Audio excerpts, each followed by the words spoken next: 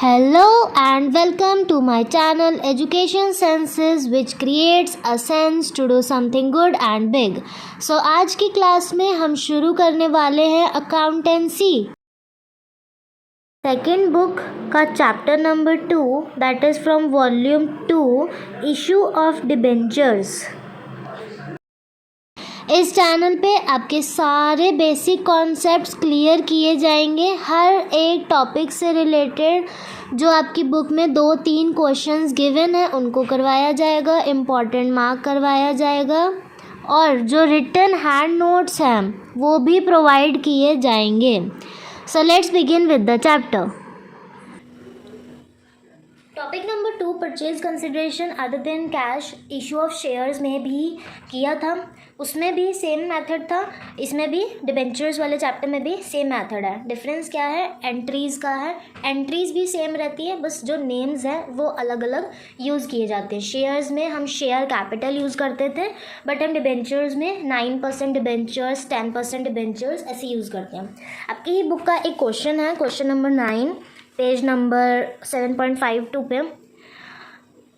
X company purchased assets of the book value of rupees 10,45,000 from Y company. It was agreed that the purchase consideration be paid by issuing 14% debentures of 100 each. Assumed debentures have been issued. First part है at par, second में at premium of 10% and third part है at a discount of 5%. तो we have to give the journal entries. Question से समझ आ गया कि 10,45,000 की asset की बुक वैल्यू है, तो उसको पहले समराइज़ करके लिख लेंगे सो दैट कि हमारी एंट्रीज ईजी हो जाए। तीनों पार्ट्स दे रखे हैं, तीनों पार्ट्स एक साथ होंगे तो ईजिली समझ आ जाएगा। हमारे पास समराइजेशन में बोला गया है, पहली चीज़ हमें बोली गई है कि एसेट्स 10,45,000, यानी कि हमारी फर्स्ट एंट्री बनेगी assets account debit. X company ने वाई कंपनी से लिया है तो एक्स के पास डेबिट होगा एंड वाई कंपनी क्रेडिट हो जाएगी to Y limited account. X assets account debit to Y limited account. कितनी अमाउंट थी? 10,45,000।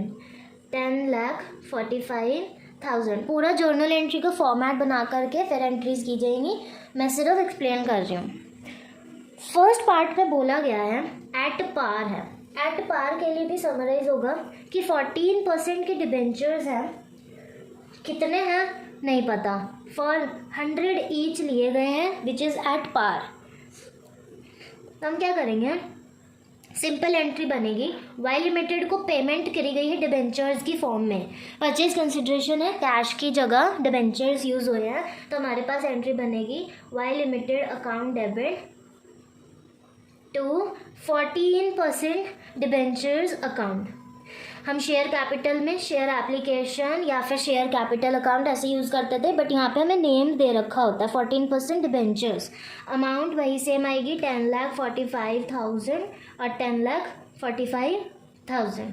फिर उसके बाद सेकेंड पार्ट में हमें बोला गया है एट अ प्रीमियम ऑफ 10%, यानी कि 14% डिबेंचर्स हैं, कितने हैं we don't know, 100 each price है एट अ प्रीमियम ऑफ 10%। 10% यानी कि 10 रुपीज़।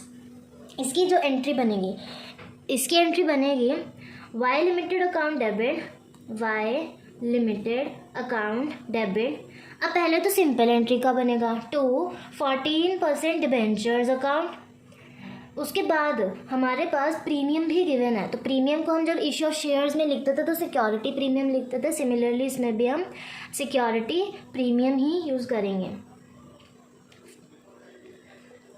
100 इंटू, अब हमें जब वैल्यू निकालेंगे तो हम वैल्यू कैसे निकालेंगे?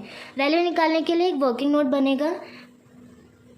वर्किंग नोट में क्या होगा, जो 10,45,000 है उसको 100 का पर शेयर है एंड 10 रुपीज़ प्रीमियम है, यानी कि 110 रुपीज़ टोटल हो गए। तो जब हम इनको कटिंग करेंगे तो हमें पता चलेगा कि 9,500 का शेयर है, यानी कि 14% of 9,500 into 100 eight a premium of 10 rupees. तो हमारी जो वैल्यूज़ बनेंगी वो बनेंगी 9,500 इंटू 100, 9,500 इंटू 10। सिक्योरिटी प्रीमियम 10 रुपये का था एंड जो 14% डिबेंचर इशू किए वो 100 ईच पे किए। तो इन्हीं में सॉल्व करके वैल्यूज़ लिख देंगे 9,50,000 एंड ये बन जाएगा 95,000 और इनको जब सॉल्व करेंगे तो वही सेम 10,45,000 बन जाएगा। सिमिलरली थर्ड पार्ट हमारे पास आता है। थर्ड पार्ट कहता है डिस्काउंट पे। तो डिस्काउंट में हमारे पास माइनस हो जाएगा 14%। अब हमें शेयर तो पता चल गया कि हमारे पास 9500 है, लेकिन वो 9500 हमारा प्रीमियम के लिए था, डिस्काउंट के लिए अलग होगा। तो डिस्काउंट के लिए क्या होगा वो भी निकालेंगे। डिस्काउंट कितने का है? एट अ डिस्काउंट ऑफ 5%, यानी कि 5 रुपीज़ का। तो हमारी एंट्री वाई सेम बनेगी, वाई लिमिटेड अकाउंट डेबिट। अब डिस्काउंट है, डिस्काउंट मतलब लॉस, तो यानी कि डेबिट में आएगा। डिस्काउंट ऑन इशू, ये कुछ वर्ड्स हैं, कुछ लाइंस हैं जो आपको याद करनी ज़रूरी हैं। विदाउट लर्निंग आपकी एंट्रीज गलत हो सकती हैं। तो 14% डिबेंचर्स। अब डिबेंचर्स कितने होंगे? ठीक है, हमारे पास 10,45,000 है।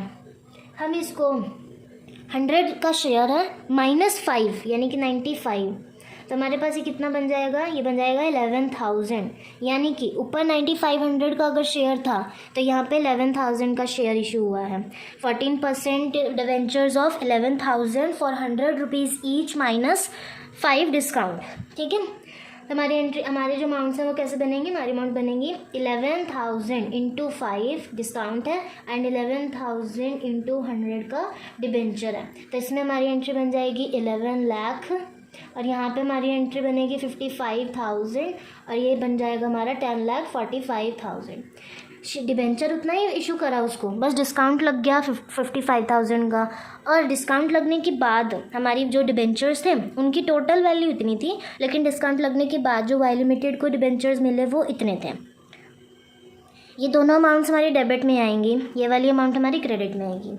परचेज कंसिडरेशन से रिलेटेड हमारे पास कुछ 1 2 3 4 5 6 7 8 9 क्वेश्चंस हैं। इन क्वेश्चंस को ट्राई करोगे, कोई भी डाउट होगा तो आप मुझे कमेंट सेक्शन में टेक्स्ट करके पूछ सकते हो। आपके डाउट क्लियर करने के लिए एक सेपरेट वीडियो पास ऑन कर दी जाएगी।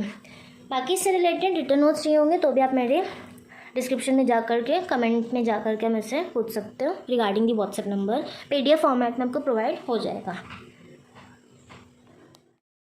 कंप्लीट हैंड रिटन नोट्स के लिए कमेंट में टेक्स्ट करना है, then you will be provided with the WhatsApp number and QR code.